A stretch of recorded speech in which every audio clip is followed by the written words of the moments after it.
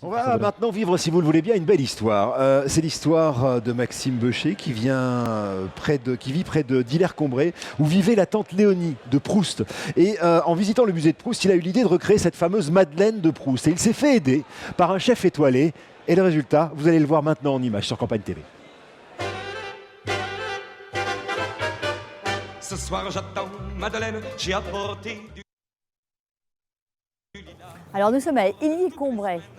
Illiers-Combray, petit village de Marcel Proust qui se trouve en Eure-et-Loire, à quelques kilomètres de Chartres, où le petit Marcel venait passer ses vacances jusqu'à l'âge d'à peu près 9 ans. Ici nous trouvons devant le musée de Tante Léonie, qui est la maison de Tante Léonie, qui était donc en réalité la maison d'Elisabeth Amiot, tante de Marcel Proust. L'expression qui est très importante, qui est devenue populaire, qui est une Madeleine de Proust, c'est ici que tout s'est passé, cette scène où le petit Marcel partageait avec sa tante Léonie cette Madeleine dans le tilleul, dans le thé au tilleul de sa tante.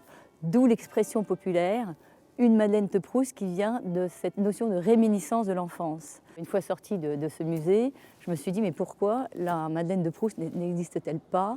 Est-ce qu'une simple métaphore? J'aimerais la concrétiser, la matérialiser et la rendre extrêmement gourmande et aussi subtile que les mots de Marcel Proust.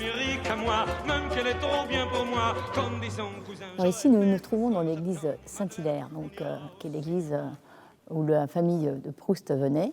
Et on peut imaginer, pour la forme de la coquille de Saint-Jacques, que Marcel Proust se serait inspiré de ces symboles qui représentent Saint-Jacques de Compostelle. Ce soir j'attends Madeleine, c'est trop tard pour le tram 33, trop tard pour les frites de chêne. Madeleine n'arrive pas, Madeleine, c'est mon horizon. J'ai mis 8 mois à trouver un pâtissier. J'en ai essayé beaucoup, je ne vais pas les citer. Et je suis arrivée au Meurice et j'ai rencontré Camille Lessec. Donc on a travaillé la recette en fonction du texte de Proust et on a traduit le mieux qu'on pouvait le mot en gastronomie.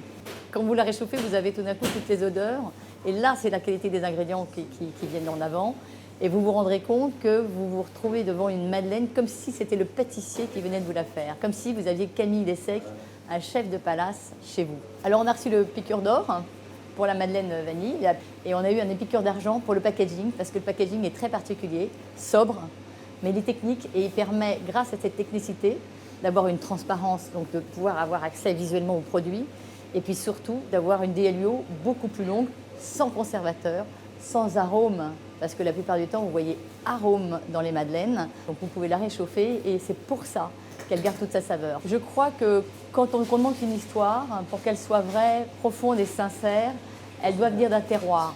Donc on a privilégié évidemment de partir je dirais de l'original de la Madeleine, qui est Illiers-Combray, qui est en plein région centre, plein Eure-et-Loire.